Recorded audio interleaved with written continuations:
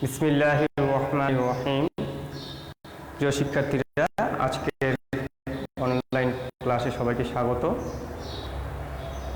আমরা নগদ প্রবাহ বিবরণী অধ্যায় নিয়ে আলোচনা করছিলাম।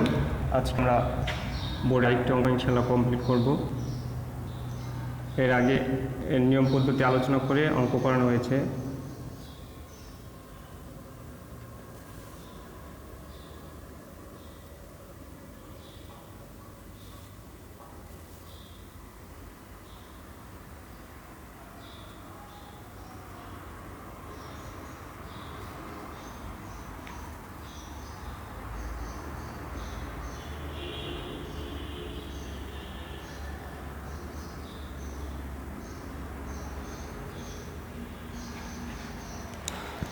আগে সংক্ষেপে একটু আলোচনা করে নিচ্ছি। নগদ প্রবাহ বিবরণী অর্থাৎ একটি প্রতিষ্ঠানের বিভিন্ন ক্ষেত্র থেকে নগদ অর্থের আগমন এবং নগদ বহির্গমন হয়ে থাকে, ক্যাশ ইনফ্লো এবং ক্যাশ আউটফ্লো হয়ে থাকে।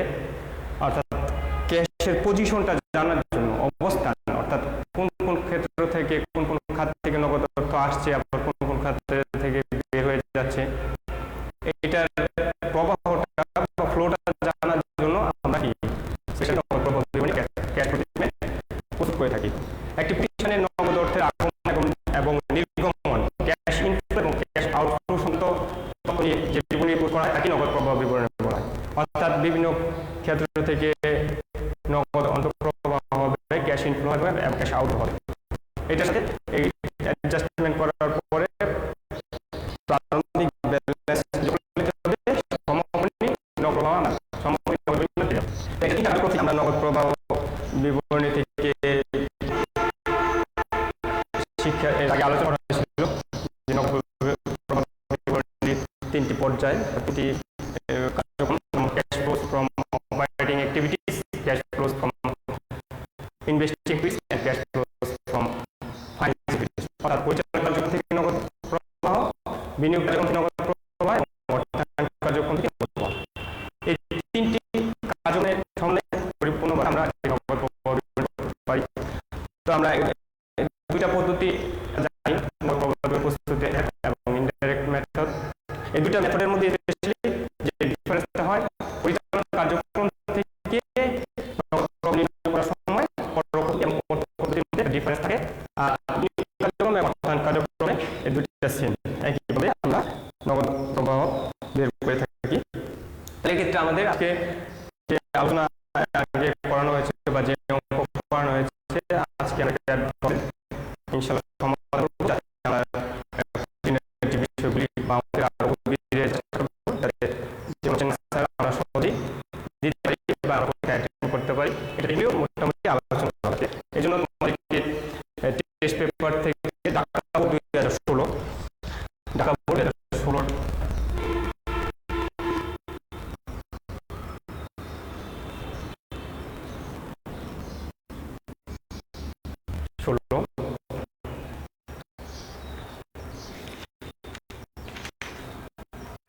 5 নং প্রশ্ন।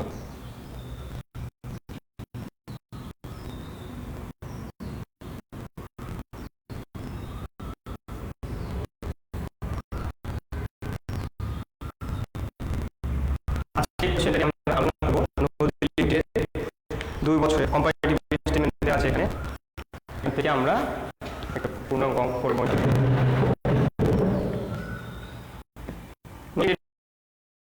2014 এবং 15 সালের স্টেটমেন্ট অফ ফাইন্যান্সিয়াল পজিশন এখানে দেওয়া আছে। সম্পদ, দায় ও শেয়ার হোল্ডারদের সত্ত্ব, দায় ও মালিকানা সত্ত্ব দেওয়া আছে।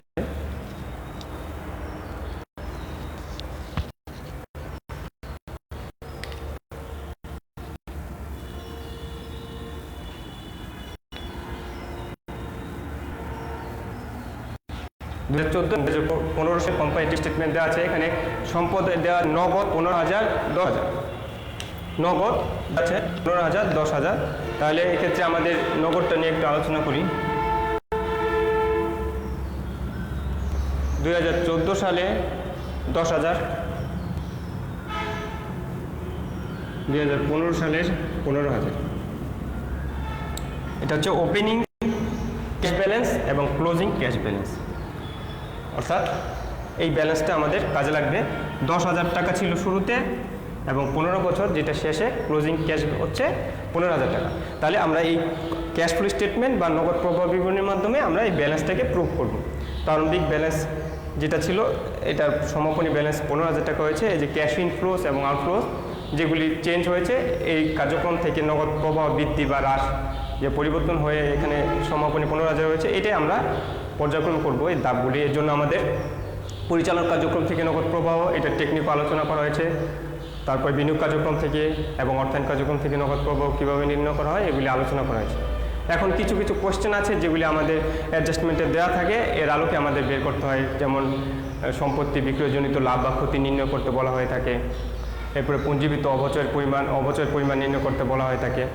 এই ধরনের বিভিন্ন কোশ্চেন থাকে, সেগুলি আমরা বা লভ্যাংশের পরিমাণ নির্ণয় করতে বলা হয়ে থাকে। এগুলি আমরা টেকনিকগুলি আস্তে আস্তে আমরা শিখব। তো এই অঙ্কে আমরা একটু আলোচনা যাচ্ছি। এখানে সম্পদের মধ্যে দেওয়া আছে নগদ 2015 সালে 15,000 আর 14 সালে 10,000।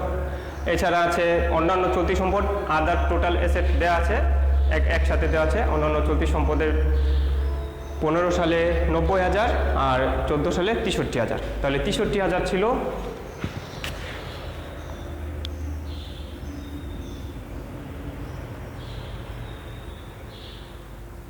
14 সালে আর 15 সালে ইনক্রিজ হয়েছে, বৃদ্ধি হয়েছে।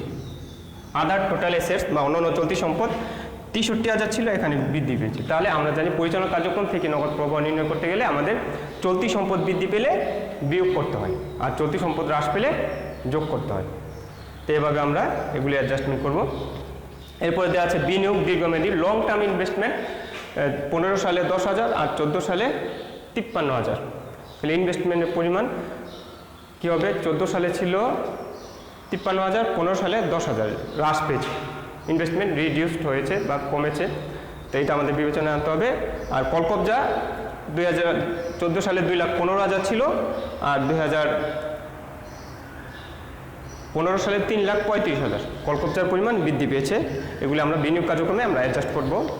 এরপরে পুঞ্জীবিত অবচয় কলকবজা দেওয়া ছিল 14 সালে 40,000 আর 15 সালে 20,000।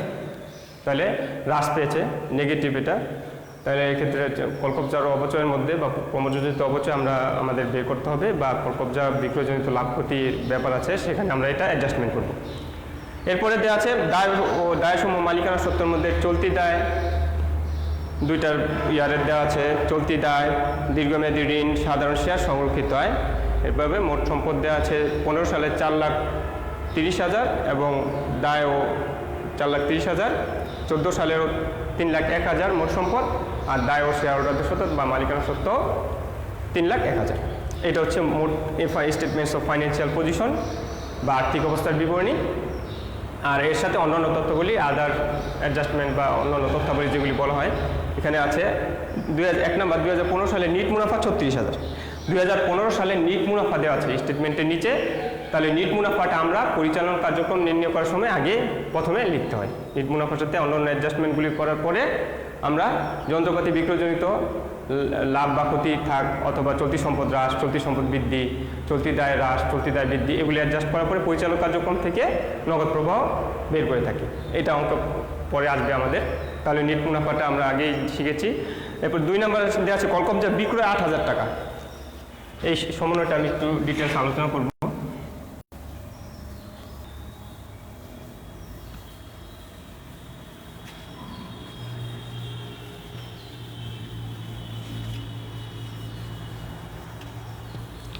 দুই নম্বর সমন্বয় কলকবজা বিক্রয় 8,000 টাকা। অ্যাডজাস্টমেন্ট 2।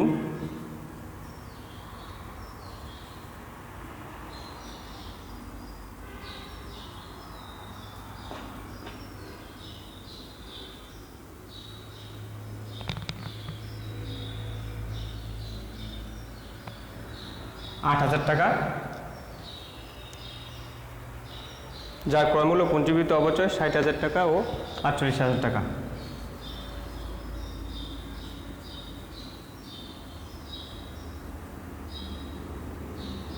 ক্রয়মূল্য 60,000 টাকা,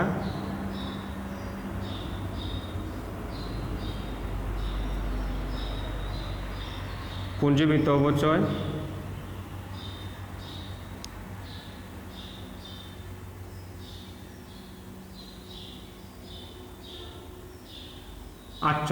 টাকা।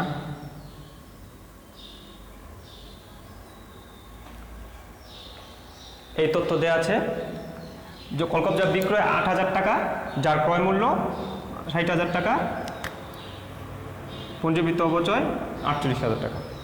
এগুলো আমাদের কাজে লাগবে। পুঞ্জীভূত অপচয় দেওয়া থাকলে এবং ক্রয় মূল্য দেওয়া থাকলে বুক ভ্যালু বা পুস্তক মূল্য আমাদের বের করতে সুবিধা হবে। ক্রয় মূল্য থেকে পুঞ্জীভূত অপচয় বাদ দিলে আমরা বুক ভ্যালু বা পুস্তক মূল্য পেয়ে যাব। তাহলে এক্ষেত্রে আমাদের এটা দেওয়া আছে এবং চলতি বছর কলকবজার অপচয় 28,000 টাকা টোটাল দেওয়া আছে। চলতি বছরের মোট কলকবজার অপচয় 28,000 টাকা দেওয়া আছে। 3 নম্বর সমন্বয় তার অপচয় বা অবলোকন আমরা জানি পরিচালনা কার্যক্রমে এগুলি কী হবে, যোগ হবে। তারপরে নগদে কলকবজা করে 1,80,000, নগদে কলকবজা করে দেওয়া আছে 1,80,000 টাকা এবং কলকবজার প্রারম্ভিক মূল্য দেওয়া আছে, আবার সমাপনী মূল্য দেওয়া আছে। তাহলে এটা আমাদের বিনিয়োগ কার্যক্রমে অ্যাডজাস্ট করতে হবে। ক নাম্বার কোশ্চেন বলা আছে কলকবজা বিক্রয়জনিত লাভ বা ক্ষতির পরিমাণ নির্ণয় করো। ক নাম্বার কোশ্চেনটা একটু সবাই খেয়াল করতে হবে। কলকবজা বিক্রয়জনিত লাভ বা ক্ষতি নির্ণয় করো। কলকবজা বিক্রয় করা হয়েছে এখানে 8,000, সেলস প্রাইস, কলকবজার বিক্রয় মূল্য 8,000 টাকা। তাহলে আমরা জানি কোনো সম্পত্তি বিক্রয়জনিত লাভ বা ক্ষতি বের করতে গেলে পুস্তক মূল্য বা বুক ভ্যালু বের করতে হয়। বুক ভ্যালু বা পুস্তক মূল্য আমরা কীভাবে বের করব?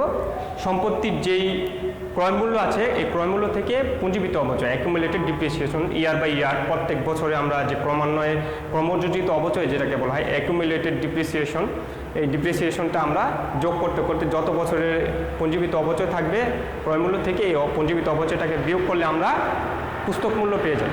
তাহলে এক্ষেত্রে আমাদের একটা ক্লু দেওয়া আছে তথ্য, ক্রয় মূল্য দেওয়া আছে 60,000 টাকা, পুঞ্জীভূত অপচয় 48,000 টাকা। তাহলে একটি সম্পত্তি বিক্রয় করা হয়েছে 8,000 টাকায়, যেটা ক্রয় মূল্য 60,000 এবং পুঞ্জীভূত অপচয় 48,000। তাহলে এখানে আমরা পুস্তক মূল্য সহজেই বের করতে পারবো। তা আমাদের এখানে খেয়াল রাখতে হবে বিক্রয় করা হয়েছে 8,000 টাকা। আমরা একটু মুছবো উপরের অংশটা।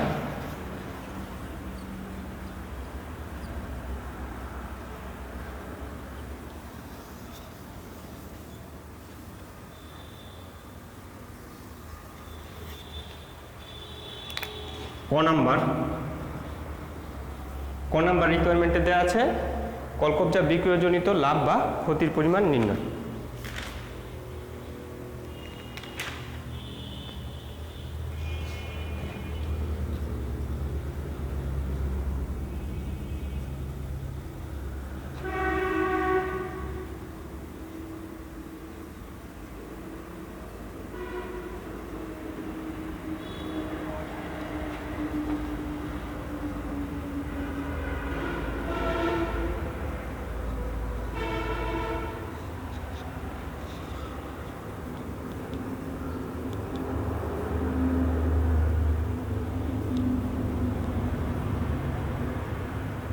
নির্ণয় কলকবজা বিক্রয়জনিত লাভ বা ক্ষতির পরিমাণ নির্ণয় করতে গেলে আমরা সম্পত্তির পুস্তক মূল্য থেকে বিক্রয় মূল্য বিয়োগ করব। যদি বিক্রয় মূল্য বেশি হয় তাহলে প্রফিট হবে, আর পুস্তক মূল্য বা বুক ভ্যালু থেকে যদি বিক্রয় মূল্য কম হয় তাহলে লস হবে। তাহলে এক্ষেত্রে আমরা এখানে পুঞ্জীভূত অপচয় দেওয়া আছে, ক্রয় মূল্য দেওয়া আছে, আমরা পুস্তক মূল্য বের করব।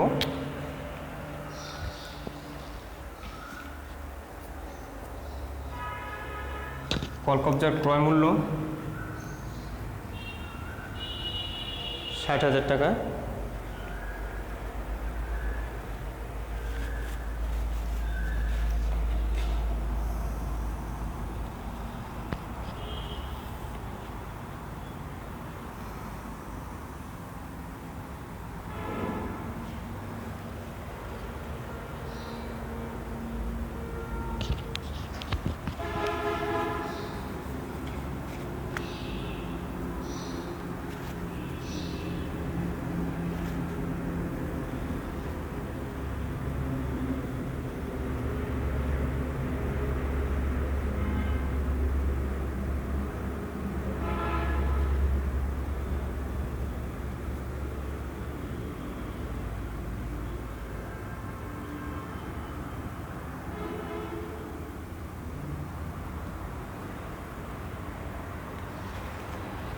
তাহলে এক্ষেত্রে কলকবজার ক্রয় মূল্য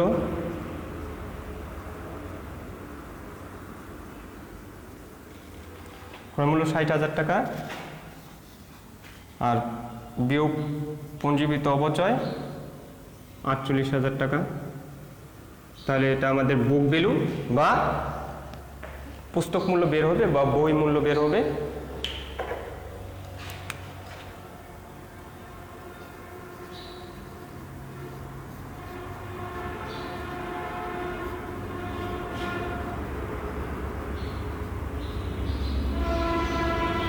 বুক ভ্যালু 12,000 টাকা। তাহলে বর্তমানে এই কলকবজাটার মূল্য, পুস্তক মূল্য বা বুক ভ্যালু বা ভ্যালু আছে 12,000 টাকা। 12,000 টাকার মূল্য জিনিসটা আমরা বিক্রি করেছিলাম 8,000 টাকা বলা আছে। তাহলে এক্ষেত্রে আমাদের অবশ্যই ডেফিনেটলি বোঝা যাচ্ছে এখানে লস হবে, কারণ পুস্তক মূল্য বা বুক ভ্যালু হচ্ছে 12,000 টাকা, আমরা বিক্রি করেছি 8,000 টাকা। তাহলে পুস্তক মূল্য থেকে বিক্রয় মূল্য বিয়োগ করলে আমাদের লসটা বের হয়ে যাবে।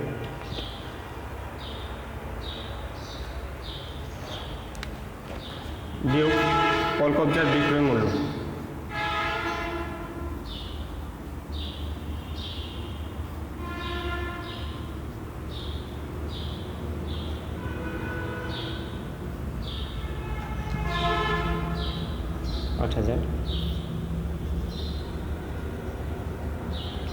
Loss on sale of machinery বা কলকবজা বিক্রয়জনিত ক্ষতি হয়েছে এখানে 4,000 টাকা।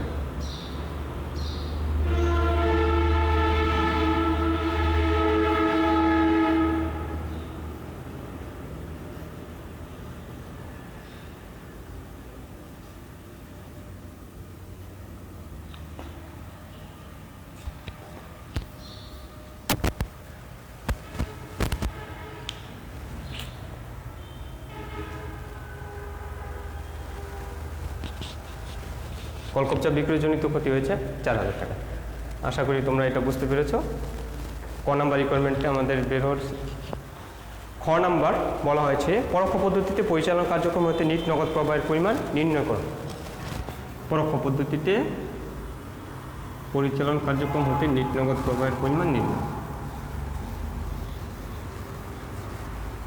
এটা খুবই সহজ, এর আগে অঙ্ককরণ হয়েছে। প্রত্যেকটা ক্লাসই তোমাদের বাসা ফলো করতে হবে, যাতে তোমরা ধারাবাহিকভাবে অঙ্কগুলি বাসায় পড়ার জন্য তোমাদের সুবিধা হয়। খ নম্বর পরোক্ষ পদ্ধতিতে পরিচালন কার্যক্রম হতে নিট নগদ প্রবাহ নির্ণয়।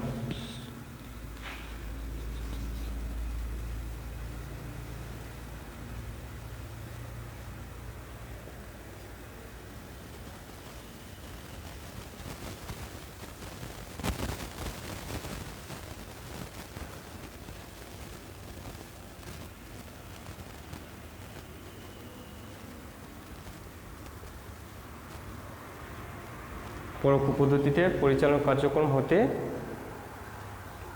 নিট নগদ প্রবাহ নির্ণয়।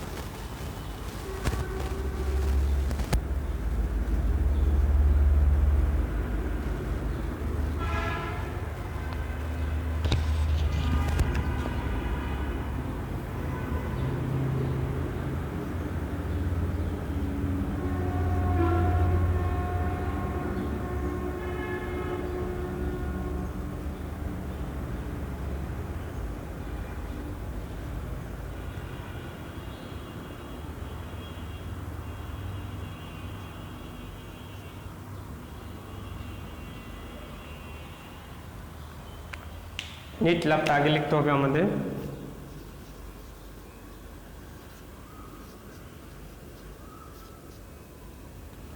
নিট মুনাফা এখানে দেওয়া আছে 36,000।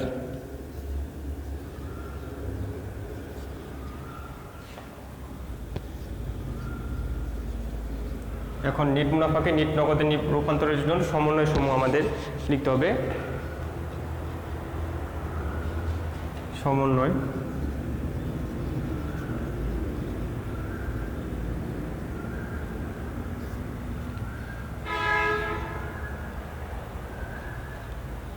কলকবজার অপচয় এখানে ডেফিনেটলি বলে দেওয়া আছে 28,000 টাকা।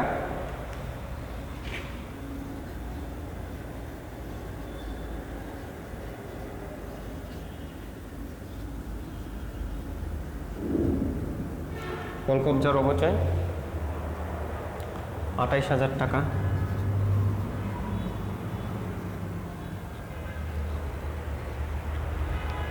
এরপরে কলকবজা বিক্রয়জনিত ক্ষতি 4,000, loss on sale of loss on sale of machinery. এখানে কলকবজা বিক্রয়জনিত ক্ষতি ক নাম্বার রিকোয়ারমেন্টে দেখানো হয়েছে, ক্ষতি হলে যোগ হবে।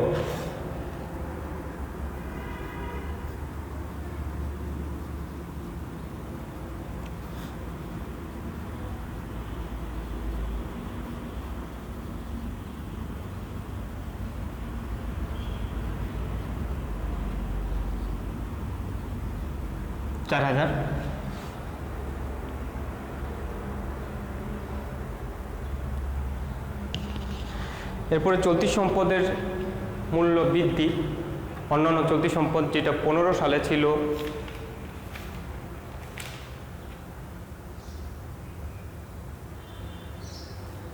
90,000 আর 14 সালে 63,000, তাহলে 90,000 থেকে 63,000 টাকা বিয়োগ করতে হবে। বিয়োগ করলে আমরা এখানে স্থায়ী অন্যান্য চলতি সম্পদ হ্রাস বা বৃদ্ধি যেটা অ্যাডজাস্টমেন্ট পেয়ে যাব আমরা। তাহলে চলতি সম্পদ কলকবজা অন্যান্য চলতি সম্পদের মূল্য বৃদ্ধি।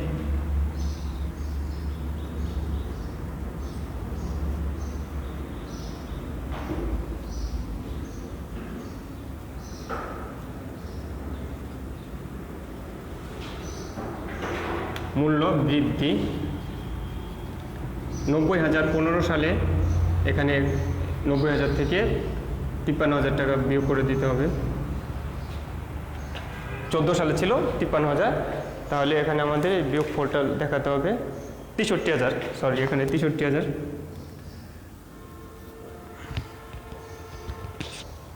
তাহলে অন্যান্য চলতি সম্পদের মূল্য বৃদ্ধিটা আমাদের বিয়োগ করে দেখাতে হবে 27,000 টাকা। চলতি সম্পদ বৃদ্ধি পেলে আমরা জানি বিয়োগ করতে হবে, আর চলতি সম্পদ হ্রাস পেলে যোগ হবে। এছাড়া এখানে চলতি দায় বৃদ্ধি আছে। চলতি দায় বৃদ্ধি, চলতি দায় বৃদ্ধি এখানে 2015 সালে দেওয়া আছে চলতি দায়ের পরিমাণ 45,000 আর 14 সালে 27,000, বিয়োগ করতে হবে।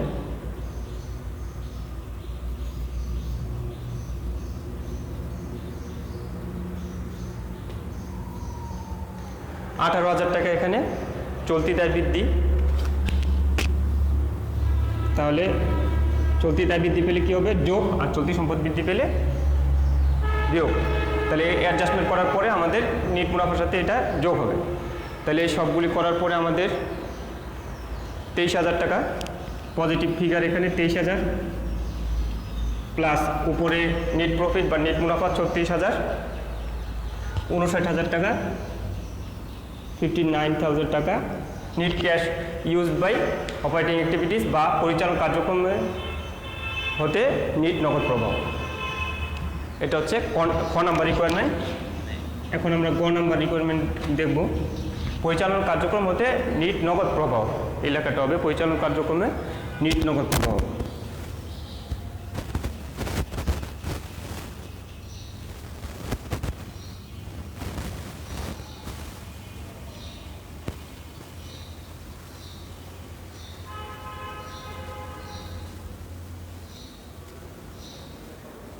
Net cash used by provided by operating activities। আর যদি নেগেটিভ ফিগার হয় তাহলে net cash used by operating activities বা পরিচালনা কার্যক্রমে ব্যবহৃত নেট নগদ প্রবাহ। এরপরে আমাদের বিনিয়োগ কার্যক্রম ও অর্থায়ন কার্যক্রমে করার পরে পূর্ণাঙ্গ একটি নগদ প্রবাহ বিবরণী করা যাবে। গ নাম্বার রিকোয়ারমেন্টে আমাদের বলে দেওয়া আছে, গ নাম্বার কোশ্চেন, একটি নগদ প্রবাহ বিবরণী প্রস্তুত করো। তাহলে আমাদের এই 59,000 টাকা হচ্ছে পরিচালনা কার্যক্রমে হতে নেট নগদ প্রবাহ, আমাদের এটা কাজে লাগবে। এখন বিনিয়োগ আর অর্থায়ন কার্যক্রম এই দুইটা আমাদের কাজে লাগবে। তাহলে খ নাম্বারটা আমরা মুছে দিচ্ছি।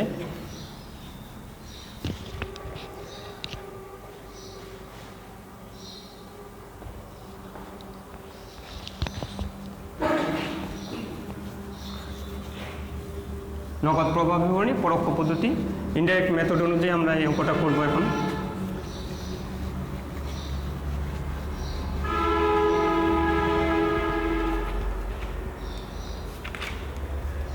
নদী লিমিটেডের নগদ প্রবাহ বিবরণী পরোক্ষ পদ্ধতি, এটা লিখতে হবে স্টেটমেন্টের উপরে।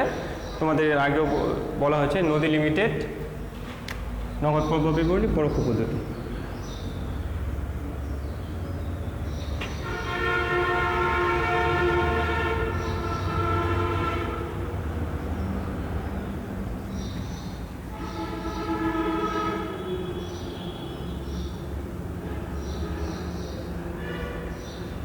ইনডাইরেক্ট মেথড, এটা তারিখ হচ্ছে 31 ডিসেম্বর 2015, কারণ দুইটা স্টেটমেন্টের লাস্ট ইয়ার বা সমাপনী বর্ষ হচ্ছে 2015। তাহলে এক্ষেত্রে আমরা 2015 সালে 31 ডিসেম্বর তারিখে সমাপ্ত বছরের জন্য।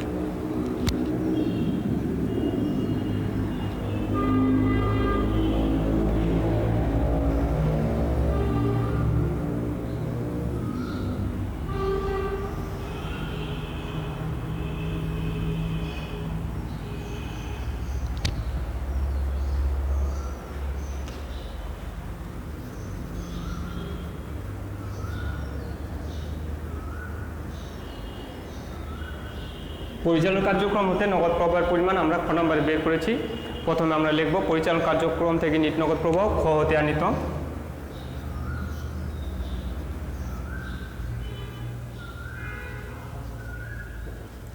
কার্যক্রম হতে নিট নগদ প্রবাহ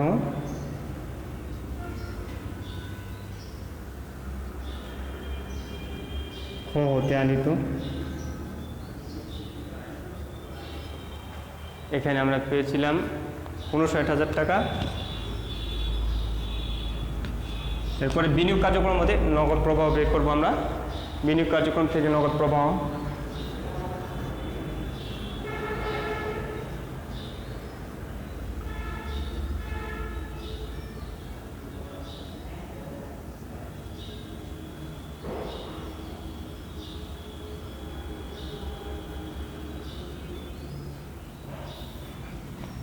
cash flows from investing activities. তাহলে এক্ষেত্রে আমাদের দেখতে হবে দীর্ঘমেয়াদী বিনিয়োগ, কলকবজা ক্রয় বিক্রয় বা স্থায়ী সম্পত্তি ক্রয় বিক্রয়, এগুলি এখানে অ্যাডজাস্টমেন্ট করতে হবে। এই অঙ্কে দেওয়া ছিল দীর্ঘমেয়াদী বিনিয়োগ 2014 সালে ছিল 53,000, 2015 সালে 10,000, তাহলে 43,000 টাকা কমেছে। তাহলে এটা এখান থেকে নগদ অন্তঃপ্রবাহ হবে, ইনভেস্টমেন্ট সেল করা হয়েছে বা দীর্ঘমেয়াদী বিনিয়োগ বিক্রয় করা হয়েছে। Sale of long term investment, দীর্ঘমেয়াদী বিনিয়োগ বিক্রয়।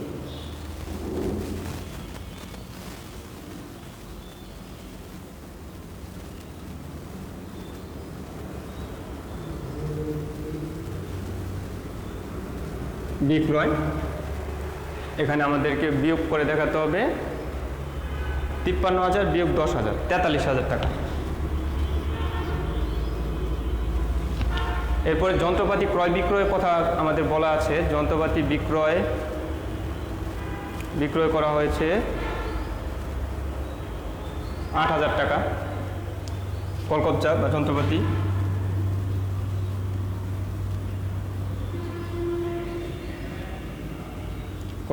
বিক্রয় 8,000 টাকা।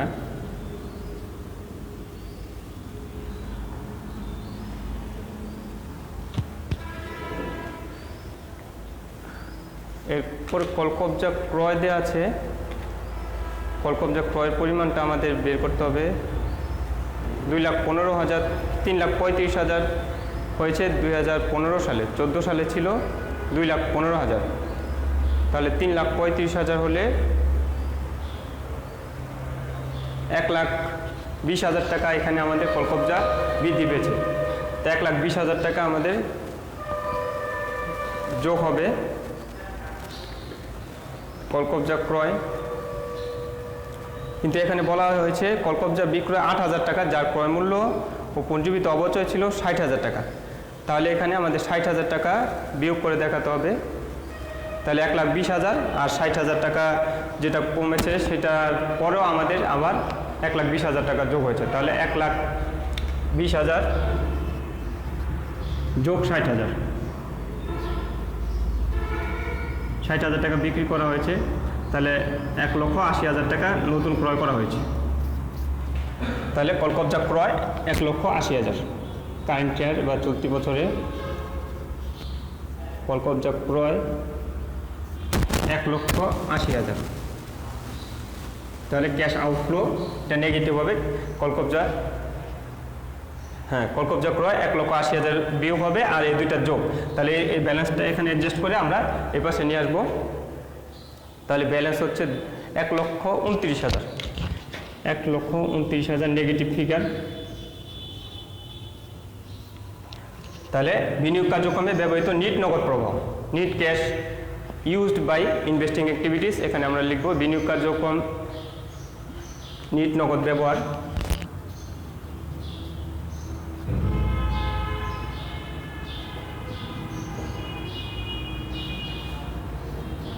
নিট নগদ ব্যবহার, net cash used by investing activities. এরপর আমাদের অর্থায়ন কার্যক্রমের টাকাটা বসালে কী হবে, এখানে আমরা একটা ব্যালেন্স পেয়ে যাব।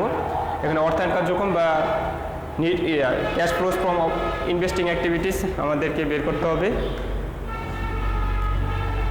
অর্থায়ন কার্যক্রমের নগদ প্রবাহ বিবরণী দীর্ঘমেয়াদী ঋণ গ্রহণ দেওয়া আছে, শুধু দীর্ঘমেয়াদী ঋণ গ্রহণ এখানে 75,000 টাকা, যেটা 14 সালে ছিল না। 14 সালে কোনো ঋণ ছিল না, 15 সালে 75,000 টাকা। তাহলে অর্থায়ন, এটা সংক্ষেপে আমি একটু লিখে দিচ্ছি এখানে। অর্থায়ন কার্যক্রমে হতে নগদ প্রবাহ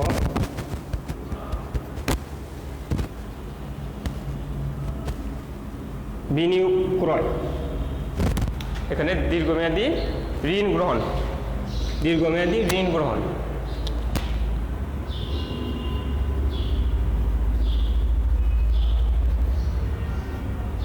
ঋণ গ্রহণ 75,000 টাকা, এই একটাই হবে ঋণ গ্রহণ করলে ক্যাশ ইনফ্লো 75,000 টাকা। তাহলে 75,000 টাকা এবং 59,000 টাকা পজিটিভ, আর নেগেটিভ ফিগার হচ্ছে 1,29,000 টাকা। এটা অ্যাডজাস্টমেন্ট করলে হবে অর্থাৎ নিট নগদ বৃদ্ধি 5,000 টাকা নিট নগদ বৃদ্ধি। এখানে লিখতে হবে অর্থায়ন কার্যক্রম হতে নগদ প্রবাহ, যেটা 75,000 নিট নগদ বৃদ্ধি, নিট ইনক্রিজ ইন ক্যাশ 5,000। তাহলে 5,000-এর সাথে আমরা প্রারম্ভিক নগদ 10,000 যোগ করলে সমাপনী বা ক্লোজিং ক্যাশ ব্যালেন্স হবে 15,000 টাকা। তাহলে আমাদের অঙ্ক এখানে মিলেছে। এই ব্যালেন্সটা একটু উপরে আমি দেখিয়ে দিচ্ছি। তাহলে আমাদের নিট নগদ বৃদ্ধি 5,000, এটা উপরে নিয়ে যাচ্ছি। নিট ইনক্রিজ ইন ক্যাশ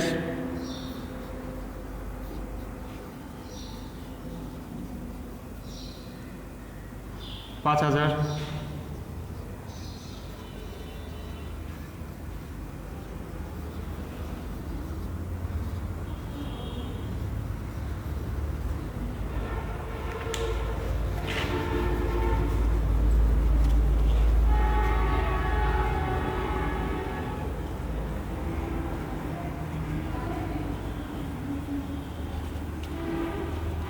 এটার সাথে আমরা প্রারম্ভিক নগদ যোগ করে দিব।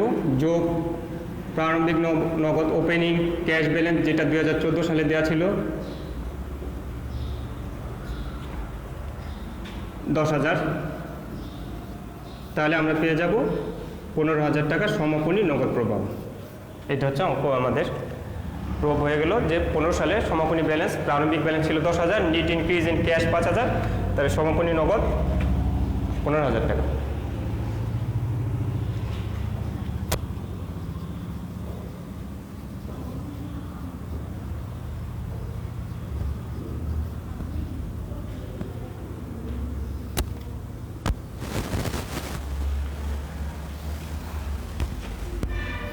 এটা হচ্ছে একটা পূর্ণাঙ্গ অঙ্ক। পরিচালক কার্যক্রম থেকে নগদ প্রবাহ, অর্থায়ন কার্যক্রম থেকে নগদ প্রবাহ এবং বিনিয়োগ কার্যক্রম থেকে নগদ প্রবাহ সমন্বয় করে আমরা নিট ইনক্রিজ ইন ক্যাশ পেয়েছি 5,000, অ্যাড বা এর সাথে প্লাস হবে ওপেনিং ক্যাশ বা প্রারম্ভিক নগদ 10,000, টোটাল সমাপনী নগদ তহবিল 15,000 টাকা at the ending of the year 2015 বা 2015 সালের শেষ তারিখে এখানে আমাদের ব্যালেন্স হচ্ছে 15,000। আশা করি সবাই অঙ্কটা বুঝতে পেরেছো। বাসায় এই আলোকে তোমরা আরও প্র্যাকটিস করবে, তাহলে তোমাদের খুঁটিনাটি আরও প্রবলেম থাকলে এগুলি সলভ করা সহজ হবে। এর আলোকে একটা বাড়ি কাজ দিয়ে দিচ্ছি তোমাদের।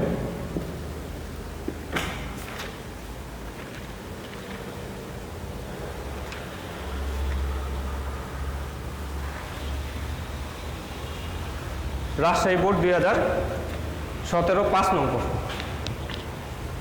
এটা তোমরা বাড়ি কাজ করে মেসেঞ্জারে পাঠিয়ে দিবে। রাজশাহী বোর্ড 2017।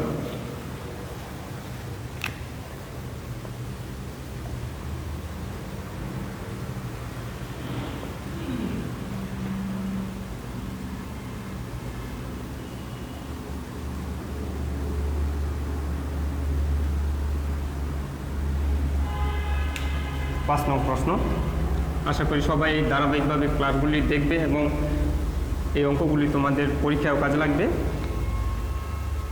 তাহলে প্রথম সেমিস্টারে যে পরীক্ষা শেষ হয়েছে, দ্বিতীয় সেমিস্টার চলছে, সেই যে অধ্যায়টা আছে এখান থেকে তোমাদের অঙ্ক পরীক্ষা আনসার করতে সুবিধা হবে। সবাইকে ধন্যবাদ জানিয়ে আজকে ক্লাস শেষ করছি। আসসালামু আলাইকুম ওয়া রাহমাতুল্লাহি ওয়া বারাকাতুহু।